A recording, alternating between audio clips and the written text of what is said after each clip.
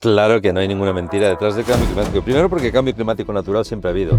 Y desde luego el que generamos los humanos es una verdad como una catedral. Por desgracia hay que empezar a preparar a la población más. El 97% de los científicos de este planeta están de acuerdo en lo que está pasando. Hagas lo que hagas, estás generando negocio. Y de hecho es el negocio del futuro. Es un negocio bueno. Sí que es cierto que hay muchos fenómenos extremos que hoy en día son más abundantes, más intensos y duran más en el tiempo, incluso los anticiclones. España tiene un potencial tremendo para ser líder mundial, que ya está en lo alto del escalafón, para ser líder mundial en la generación de energía limpia. Quiero traerte la primera pregunta al cuello. ¿Se va a convertir Murcia en un desierto? ¡Uf!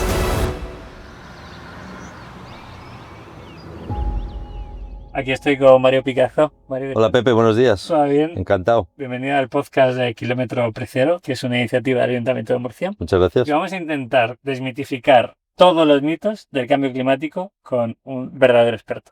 ¿Pero cuántas vueltas vamos a dar a Murcia? ¿Por qué hay tantos mitos? ¿Tienes prisa?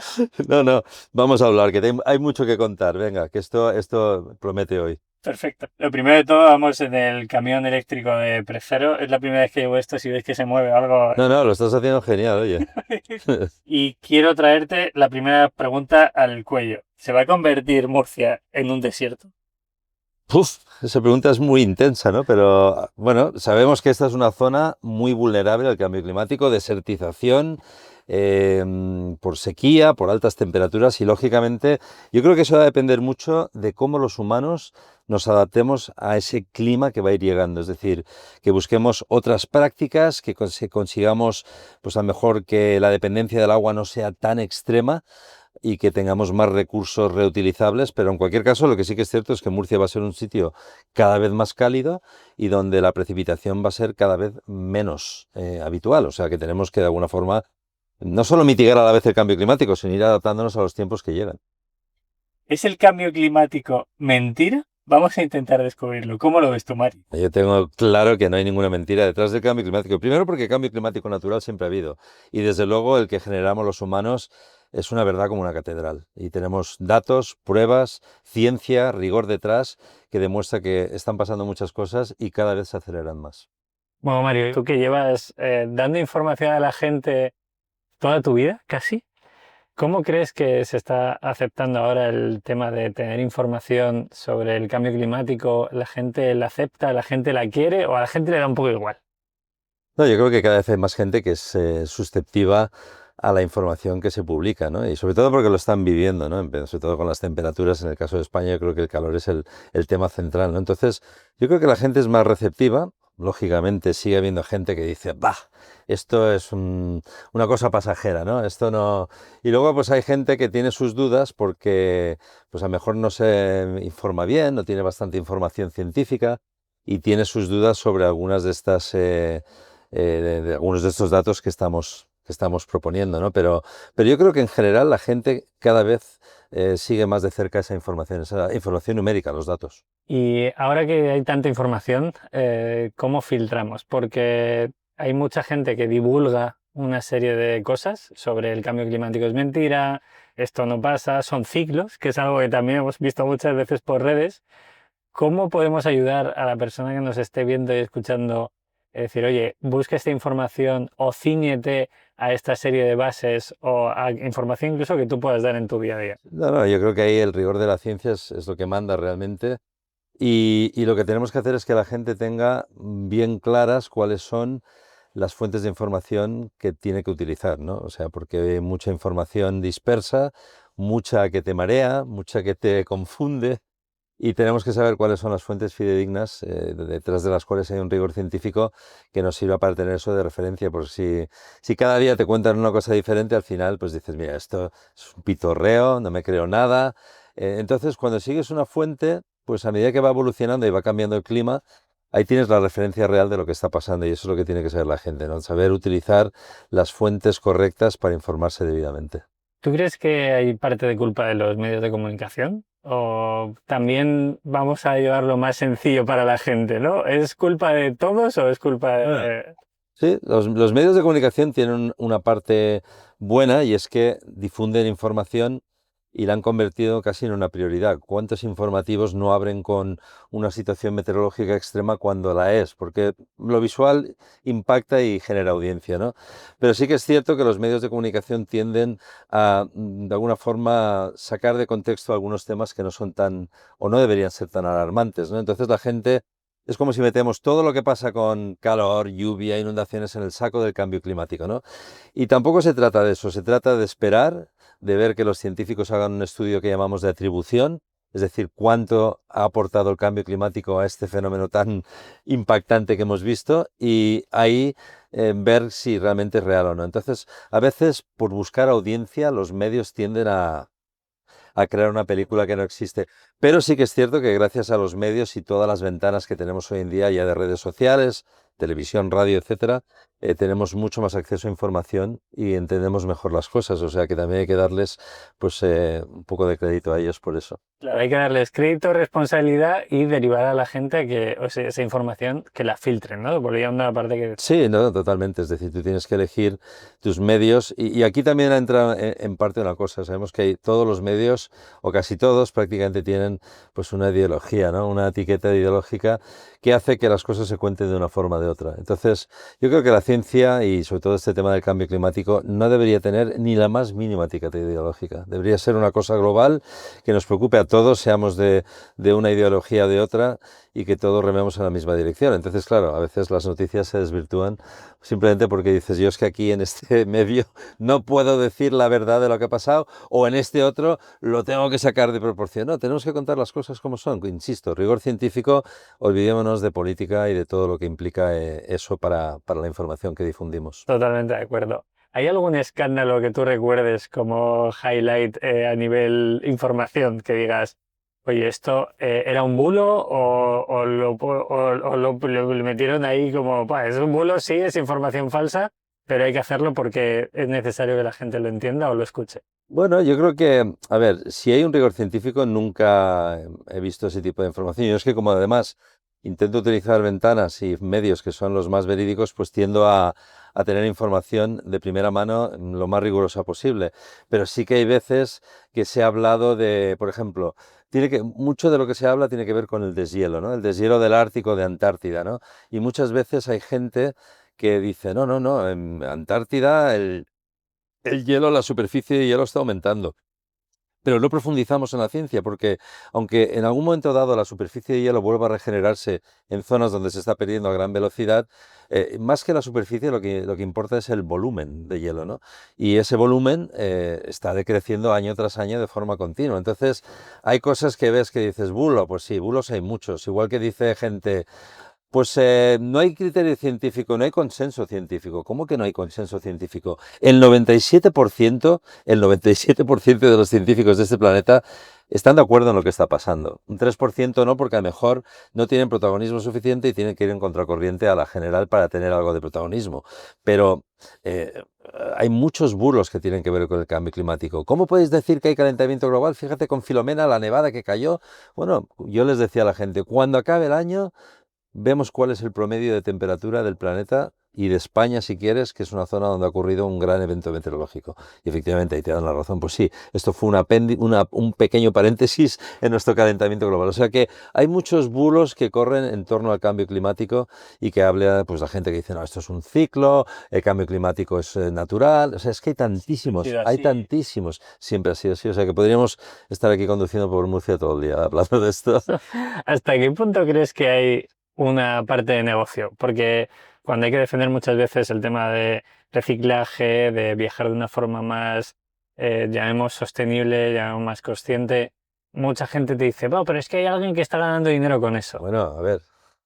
Esto es un negocio, pero es un negocio bueno. O Claro, sea, todo es un negocio en esta vida. En el momento que tú empiezas a vender algo, estás ganando dinero y bueno, lógicamente alguien tiene que hacer paneles solares, alguien tiene que fabricar turbinas de viento, alguien tiene que poner una planta de captura de carbono. Hagas lo que hagas, estás generando negocio y de hecho es el negocio del futuro.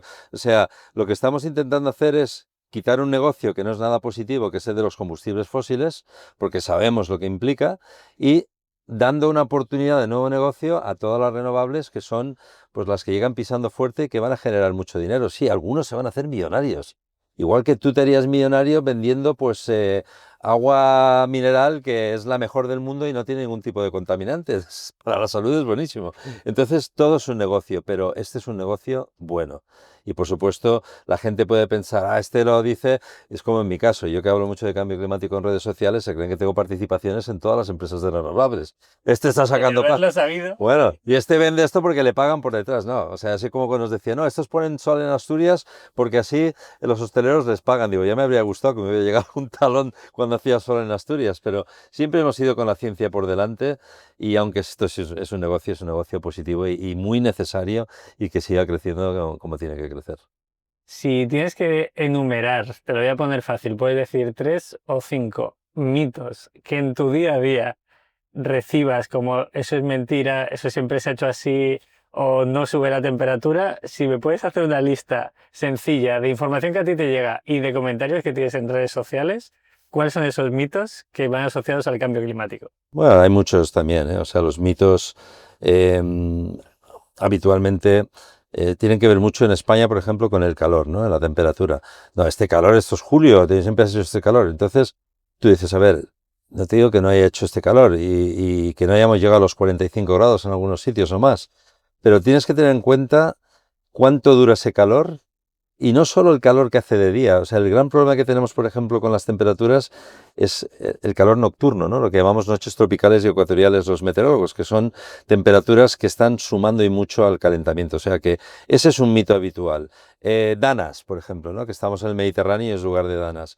Oye, pues siempre ha habido las gotas frías que se llamaban en el pasado, ¿no? Siempre ha existido la gota fría en el Mediterráneo, ya, pero es que la gota fría antes ocurría en unos determinados meses del año que eran octubre, noviembre, septiembre. Ahora tenemos danas todo el año. Cuando descargan, descargan más agua que nunca. Lo hacen con más frecuencia. Todas esas son señales que se salen de esos mitos de esto siempre ha sido así, ¿no? Entonces, bueno, pues lógicamente tienes que ir con los datos por delante para que la gente entienda que realmente lo que está pasando con el clima es extremo, pero es mucho más extremo que antes y mucho más repetitivo, y esa es quizá la señal más clara del cambio climático. Claro, o sea, mitos, temperaturas, Precipitación. precipitación y algún cambio climático que sea algo extremo, ¿no? Como puede ser Bueno, pues por ejemplo, tornados. sí, sí, tornados, mangas marinas. Ahí también tengo que decir, a favor de los que dicen, no, esto sigue igual, que sí que es cierto que tenemos más tecnología. Es decir, ¿quién tenía antes en el campo, el señor agricultor o el ganadero, un móvil para decir, mira, por ahí viene un tornado, le voy a sacar una foto? Posiblemente lo sabía, pero no los captábamos. Hoy en día tenemos todos una cámara a mano que nos permite seguir la meteorología con una precisión pues, que nunca ha habido antes, ¿no? Entonces eso también es cierto que nos permite ver más fenómenos de los que veíamos y decir, uff, ahora hay mucho más. No, seguramente hay más, pero antes no los captábamos. Entonces, para que la gente también vea que no todo es lo que yo diga, ¿no? Pero que en cualquier caso sí que es cierto que hay muchos fenómenos extremos que hoy en día son más abundantes, más intensos y duran más en el tiempo. Incluso los anticiclones. Los anticiclones de las Azores, estas olas de calor que tenemos con calima, pues antes el anticiclón venía, estaba 3 días y se iba, y ahora está 2 semanas. Claro. Es así. ¿Qué nos puedes decir, Mario, de la temperatura? Que yo creo que es un dato que, en base a científico que tú puedas tener, ¿cómo ha aumentado los grados a nivel de temperatura en los últimos 30, 40 años? Para que la gente le bajemos un dato al pie, a decir, vale, antes la media eran 5 y ahora son 10. ¿Cómo ha evolucionado esto? Desde que tenemos registros, que se finales de 1800 o 1870 por ahí, hemos calentado el planeta de media 1,2 grados, 1,3 grados. Este último año, 1,5 grados, que es nuestro límite deseable. Gran parte de ese dato que te estoy dando ha ocurrido en los últimos, no desde 1870, sino ha habido una escala tremenda desde el 1870-80. O sea que en los últimos 40-50 años hemos visto un aumento térmico brutal. Exponencial sí que lo es, y eso hace que, lógicamente, ese dato que puede ser ridículo, porque tú me dices 1,2 grados, pero es la media, Escucha y no lo notas. exacto, es la media global, ¿no? Pero eso implica que en algunas zonas la temperatura ha subido bastante.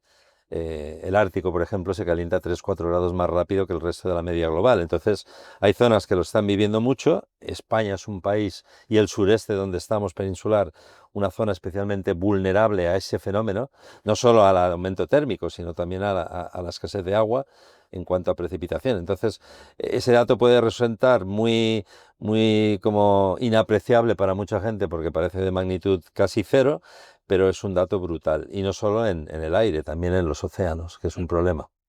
¿Tú crees que hay un punto en el que la gente está cansada ya del término cambio climático, igual que términos como sostenibilidad, que durante muchos años creo que por el bombardeo de información, influencers contando, hay que hacer esto y tal, la gente se siente juzgada y como si fuera un ataque?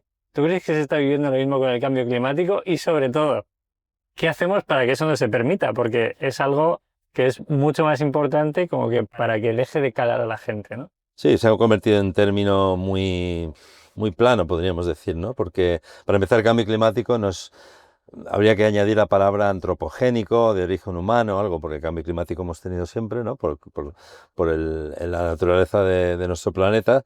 Pero sí que es cierto que se ha convertido en una palabra ya de uso cotidiano, que también está bien porque la gente tiene que tener un término que asocie a algo, ¿no? Se empezaron a meter cuando surgió la figura de Greta Thunberg, ¿no? Como una de las influencers jóvenes en temas de clima. Surgieron palabras como crisis climática, otras formas de llamar el cambio climático.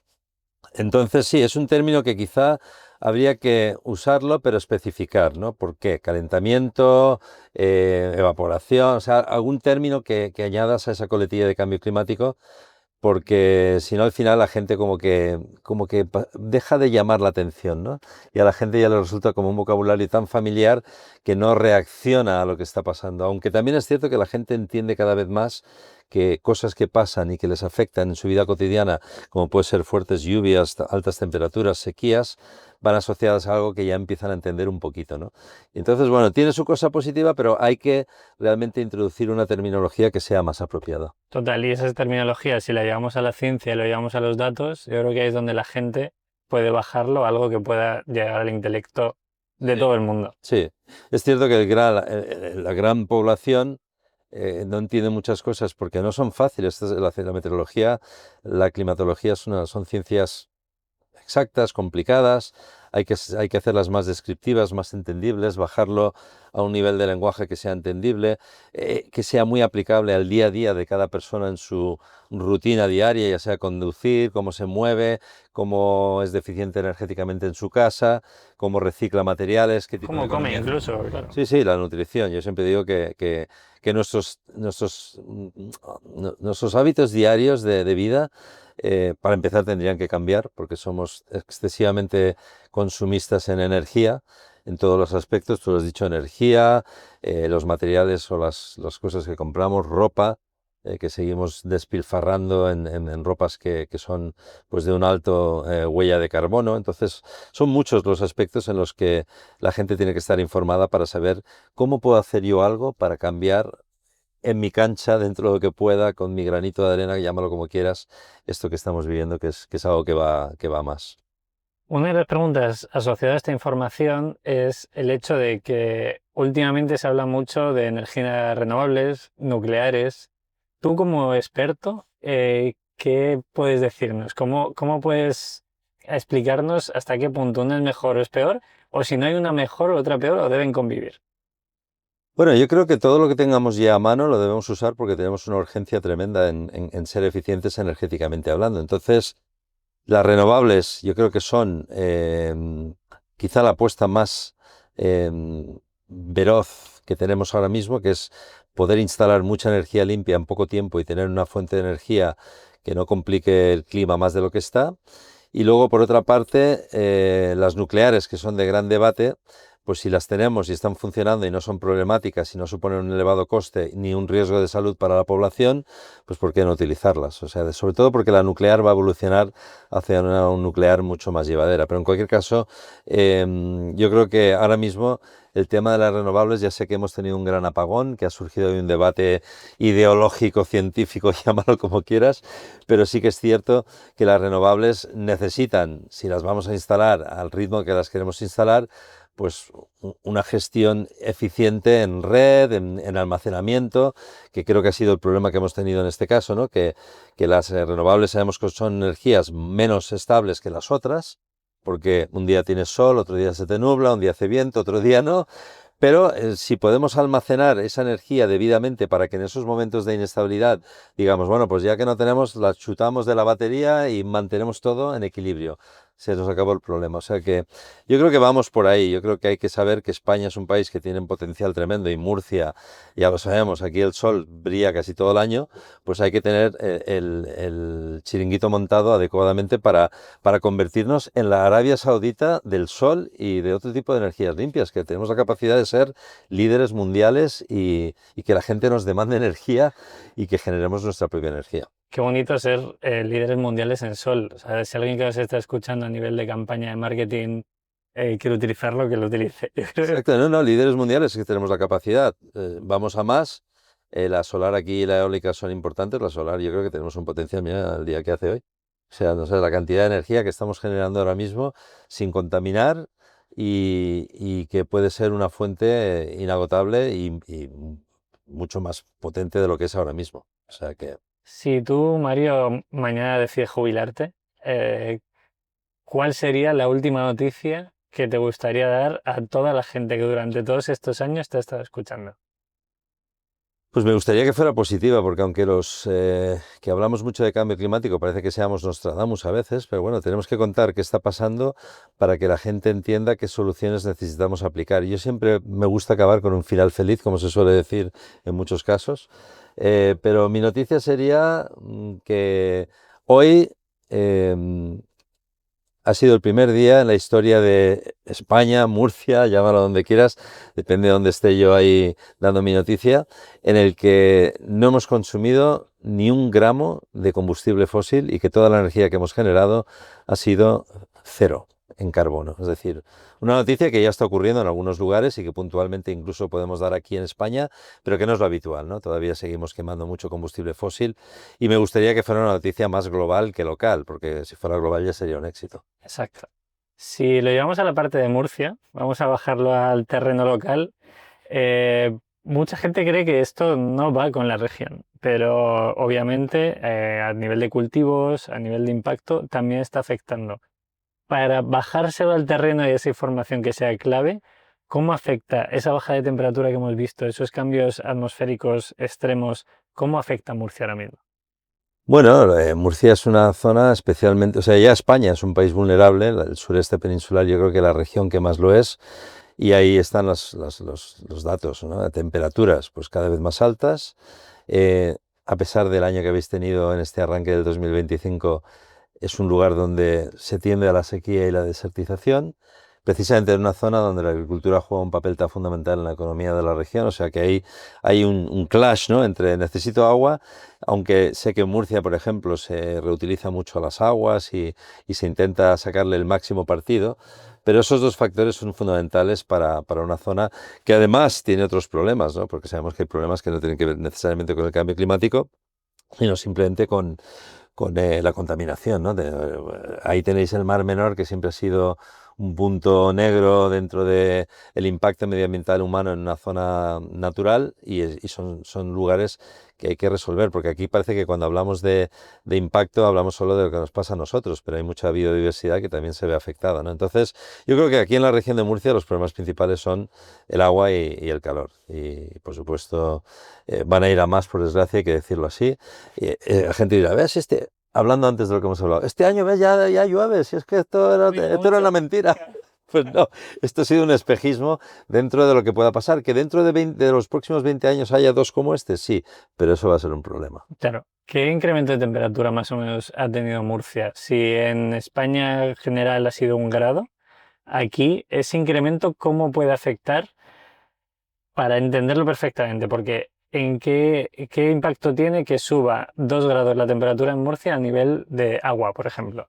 Bueno, lógicamente eso, o sea, aquí hay dos problemas. Por ejemplo, en el tema del agua, o sea, es por un lado, más temperatura significa pues más evaporación, perdemos más agua, en todos los sentidos, ¿eh? Ya si sea cuando estás regando cultivos, de la superficie de embalses, etcétera. Y luego también el hecho de que como hay tiempo más estable, más seco, tal, hay más sol, hay más insolación, eso también acaba también reduciendo los recursos hídricos, ¿no? Pero no te podría decir un dato exacto de Murcia, seguramente por encima de la media nacional, eso seguro, pero sí que te puedo decir que, por ejemplo, las estaciones han cambiado, ¿no? Las estaciones, y en toda España en general, el verano arranca 20, 30 días antes de lo que arrancaba, lo estamos viendo, estamos en primavera y aquí todavía las temperaturas estos próximos días van a estar en 35 más grados y luego acaba más tarde. Es decir, que cuando era septiembre ya decíamos, bueno, por fin ya esto se ha acabado. Pues no, ahora no es septiembre, sino que octubre.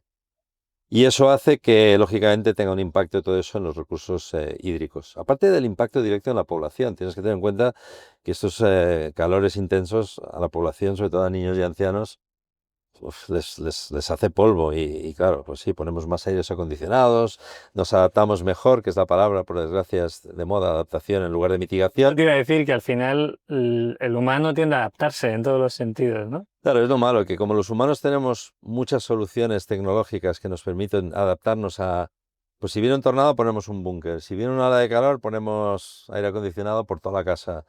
Claro, dentro de nuestras capacidades económicas, pero al final el hecho de tener tanto acceso a herramientas de adaptación nos hace olvidarnos bastante de la mitigación. Eso es un problema. Esta pregunta es bastante compleja y es de la región. Si tú fueras alcalde de Murcia mañana, ojo que te estoy jubilando y te estoy haciendo alcalde en la misma entrevista, ¿eh? Pues, ¿qué haría? Hombre, yo creo que lo que haría sería pensar sobre todo en el bienestar de mi población, ¿no? Yo creo que, por ejemplo, siendo alcalde tienes que pensar mucho en una zona urbana. Los humanos, los terrícolas, dentro de 20, 30 años, el 75% vamos a vivir en ciudades. Nos vamos a la ciudad todos, abandonamos el campo. Entonces, claro, para un alcalde de un núcleo urbano, lo importante es que ese núcleo urbano sea lo más agradable para su población, ya sea por temperaturas, zonas verdes. Yo me volcaría sobre todo en transformar la ciudad y hacerla, pues eso, menos circulable en combustión y en coche en general y mucho más accesible al peatón, al ciclista y a la movilidad, sobre todo en una ciudad pequeña como Murcia, que te puedes mover libremente en poco tiempo, ¿no? Entonces, sobre todo pensaría en eso y, por supuesto en la calidad del aire. Serían mis tres pilares, ¿no? Que fuera una ciudad más agradable, más verde, que tuviera una movilidad mucho más sostenible y que tuviera una calidad de aire mucho mejor, porque al final, pues hay que tener en cuenta que cada año en el mundo pues, mueren unos 4 o 5 millones de habitantes o terrícolas por temas relacionados con la contaminación. Hablamos mucho de cambio climático, pero es que aunque no existiera el cambio climático, ese que te he comentado ya sería una justificación suficiente para hacer esa transición energética que estamos haciendo. Totalmente de acuerdo. Quiero llevarte a la parte de tecnología. Yo soy un fanático de todo lo que está pasando a nivel de datos. Vamos a llamarlo datos, vamos a llamarlo inteligencia artificial.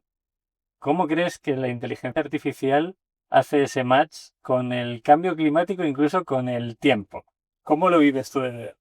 Bueno, yo creo que la inteligencia artificial tiene cosas buenas y tiene cosas preocupantes. Lo bueno para nosotros, pues que el poder calcular muchas veces una situación meteorológica nos va a permitir hacer predicciones mucho más precisas a mucho más tiempo. Eso es positivo porque imagínate que una persona que tiene que tomar una decisión, ya sea por turismo, por agricultura, llámalo lo que quieras, si te dicen con mucha fiabilidad que va a pasar una semana, que todo llegará, ahora es a 2 o 3 días, pues puede hacer una planificación acorde a sus necesidades. Podemos incluso con la inteligencia artificial ser mucho más eficientes energéticamente hablando, porque podemos llegar a, de alguna forma, planificar cosas y no despilfarrar energía y combustible o fuente de energía, pero finalmente hay una parte contraria a todo eso que te he dicho, que es que para generar y calcular tanto como queremos calcular a tanta velocidad y en tantos sitios, vamos a necesitar una cantidad de energía desorbitante. Claro, Los entonces centros de cálculo. una cosa compensa a la otra. Sí, y de hecho hay un problema, porque realmente si la inteligencia artificial explota al ritmo que lo va a hacer, no llegamos a tener la generación de energía suficiente para cubrir las necesidades de todos estos centros de datos, no solo en electricidad, en agua, en refrigeración, en todo lo que hace falta. Entonces, tenemos un problema y esa electricidad esperemos que no venga de combustibles fósiles, sino que tenga pues una necesidad más de energía limpia, renovable, que en el futuro pues sea una demanda necesaria para que todo eso funcione. Pero yo creo que nos va a dar muchas buenas sorpresas. Yo estoy hablando de mi campo de la meteorología, pero sabemos que en el tema de salud ya empieza a haber muchos avances que llegan rápidamente gracias a eso. O sea que tiene lo positivo, pero tenemos esto es como un caballo salvaje, hay que domarlo y ponerlo y controlarlo, porque si no se nos va de las manos y salta la valla y a saber lo que hace. A saber lo que hace. Esperemos que no esté dando el No, tiempo ellos solo con nuestras cabezas exactamente, diciendo que tenemos que hacer. exactamente. Yo siempre lo veo desde el paradigma positivo y para mí el hecho positivo es la gestión de datos y es un poco relacionado a lo que decías antes, ¿no? La información que dan los medios de comunicación, gracias a la IA a lo mejor puede ser un poco más veraz porque el usuario de esa información la puede contrastar y también a la hora de tomar una decisión es más fácil tomar la decisión en base a datos y esos datos, cuanto más datos tengamos y más podamos hacer aglomerado de datos, mejor será la decisión que tomemos. Totalmente, totalmente. Ahora, tú lo has dicho también, hay mucha información ya en forma de vídeo o visual que es totalmente inteligencia artificial y que está haciendo que la gente pues ya no se crea lo que ve, ¿no? Claro. Y eso es un problema porque hoy en día puedes poner un tornado arrasando una casa y levantando una vaca y resulta que lo has hecho en el ordenador y que eso no ha pasado de verdad y así muchas otras cosas. O sea que hay que tener mucho cuidado con la forma en la que tenemos de informarnos. Es difícil diferenciarlo, te digo. Hay mucha gente que me manda vídeos a diario de fenómenos meteorológicos y me dice, oye, ¿esto es verdad o esto es mentira? Entonces ahí tenemos un problema. Y lo desmitificas de alguna forma, porque entiendo que a ti por redes sociales, por Twitter te tiene que llegar, por Sí, Instagram te tiene que llegar. hombre, me pregunta mucha gente directamente, me manda el vídeo y me dice, Mario, ¿este fenómeno es de verdad o es de mentira? Entonces, casi casi tienes que ir al dato del observatorio más cercano y contrastar que eso ha pasado, o que ha habido vientos fuertes, o que ha llovido mucho, o que esa riada que baja por la calle no la ha hecho un ordenador, sino que es veraz, pero, o a veces incluso consultar con la fuente, porque a veces lo publica una persona y decir, oye, no, esto ha pasado, sí. O sea, tenemos que ir a ese punto porque realmente es tan buena la información visual que se publica hoy en día, tan atractiva que casi te la crees. Yo incluso he llegado a publicar cosas que están tan bien hechas diciendo, bueno, pues esto es espectacular, pero no es verdad. Bueno, Es muy bonito, es verdad. pero no es verdad y no os lo creáis. Claro. Sí, ¿qué se siente a nivel de, vamos a llamarlo, influencer, personaje público, de ser la persona del tiempo y del cambio climático durante todos estos años? ¿Sientes algo de responsabilidad?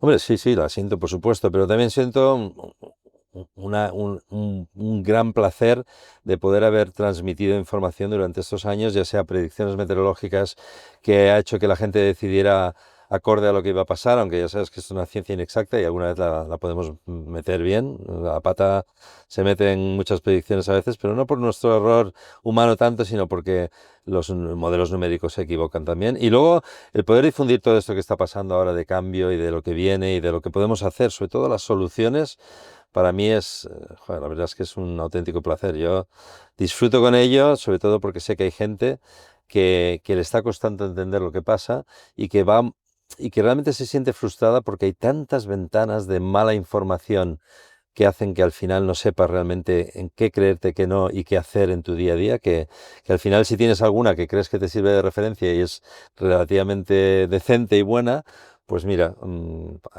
ella Muy va. bonito convertirse Sí, no, por en esa supuesto. figura que todo el mundo confía. Sí, y sobre todo que la gente entienda que aquí nadie gana dinero por ello. O sea, sí que es cierto que vas a dar tus conferencias, tus charlas, porque la gente te quiere escuchar.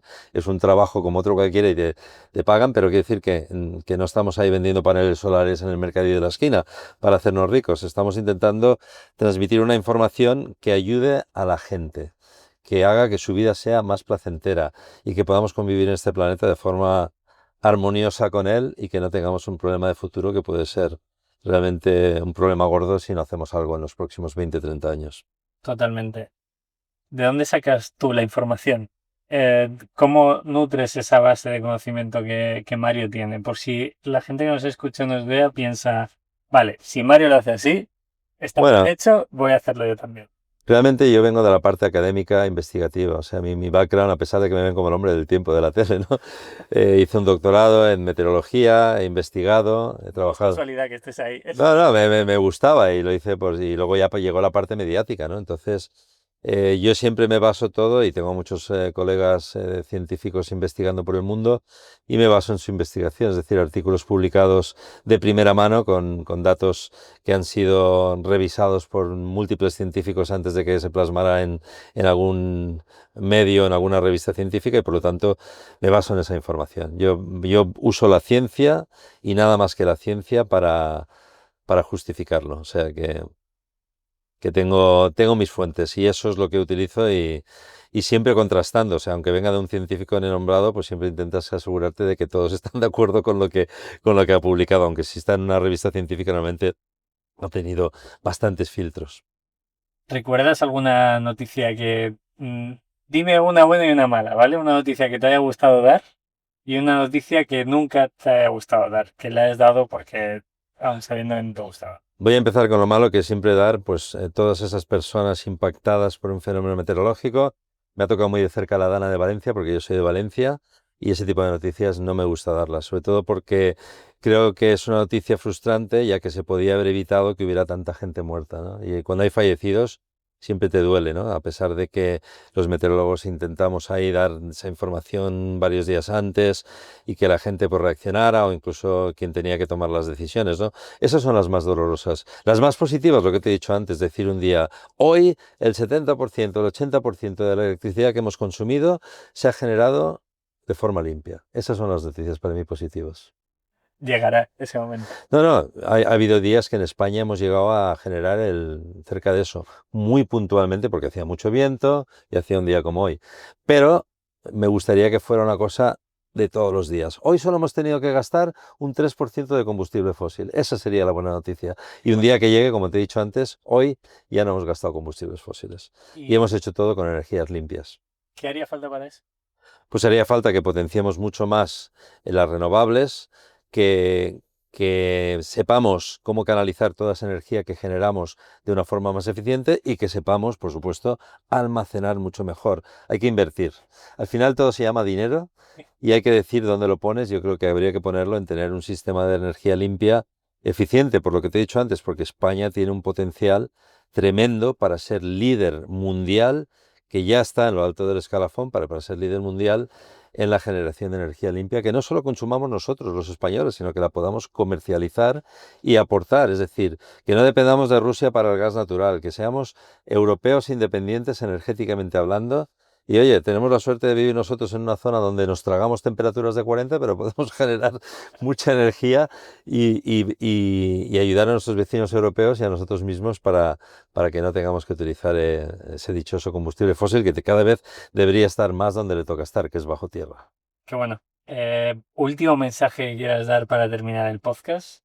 Yo creo que, aparte de todo eso, lo que estamos haciendo tú y yo es quizá la parte más vital y es divulgar, comunicar y que no solo se quede en este podcast, que es genial y me parece una iniciativa vital, importante y muy atractiva, sino que llegue pues a todas las generaciones, que empujemos más por educar en este aspecto, pero no solo en los colegios. Venga, los niños, tenéis que empezar a aprender más sobre medio ambiente, cambio climático y demás. No, a todas las edades. ¿Tú sabes cuánta gente jubilada en un país donde estamos muchos ya en ese momento de o jubilados o hacia la jubilación, que la gente le gustaría aprender más sobre esto?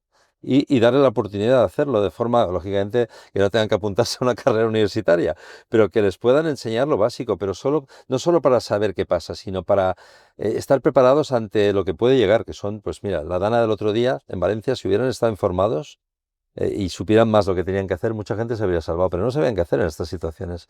Y eso, pues por desgracia, hay que empezar a preparar a la población más. Y ese sería mi mensaje, que todo esto de comunicar es fundamental, vital y que llegue al mayor número de la población posible. Y última pregunta asociada a la parte de divulgación. ¿Cómo haces para que alguien que rechaza este tipo de información, conocimiento, cómo puedes hacer poco a poco mella en ese intelecto a la hora de que vayan cogiendo la información y la hagan suya para que tenga un impacto positivo en sus acciones? Bueno, no siempre es fácil porque siempre hay el negacionismo. Yo creo que a medida que van pasando cosas, la gente se va dando cuenta, ¿no? O sea, como solemos decir, hace falta que el agua entre por debajo de tu puerta para que digas, anda, pues esto va a ser que es verdad. O sea, por desgracia a veces tiene que llegar a ese punto, ¿no? Pero yo creo que lo que tenemos que hacer, y ahora con la inteligencia artificial y todas las herramientas, va a ser mucho más fácil, es que tengamos las herramientas a disposición de la gente para que sea fácil, que sea accesible, que tú entres y sepas qué información tienes que dar, cómo la puedes presentar visualmente de la mejor forma posible. Y todo eso va a llegar con mucha más facilidad porque nos están poniendo muchas herramientas a nuestra disposición que evitan el dedicar tiempo, ¿no? Que al final la gente dice, uff, esto va a llevar mucho. Ya no tengo tiempo para No, esto. no, y esto va a ser mucho más fácil, es decir, que vamos a poder contar las cosas no solo con rigor científico, sino con herramientas que sean mucho más accesibles y que lleguen mejor al público. Y todo eso, pues ese pupurrí de factores ayudará a que la información realmente cale.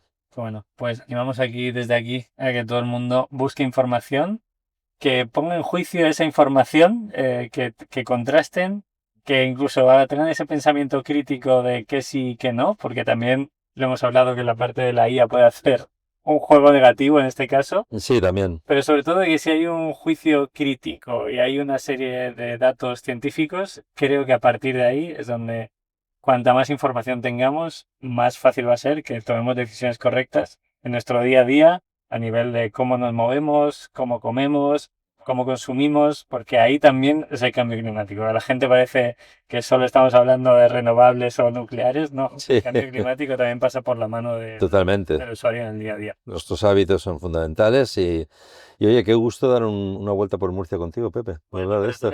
Bueno, aquí dentro, desde luego, fuera hay cambio climático. No, no, no, vamos a decirlas. Fuera hay un día de calor que estamos, estos días, te voy a decir, estos días que estamos viviendo ahora, hay sitios donde la máxima está 10-12 grados por encima de lo que tendría que estar. Es una locura para mayo, pero bueno, es una locura para cualquier lugar que estemos con temperaturas tan altas ya.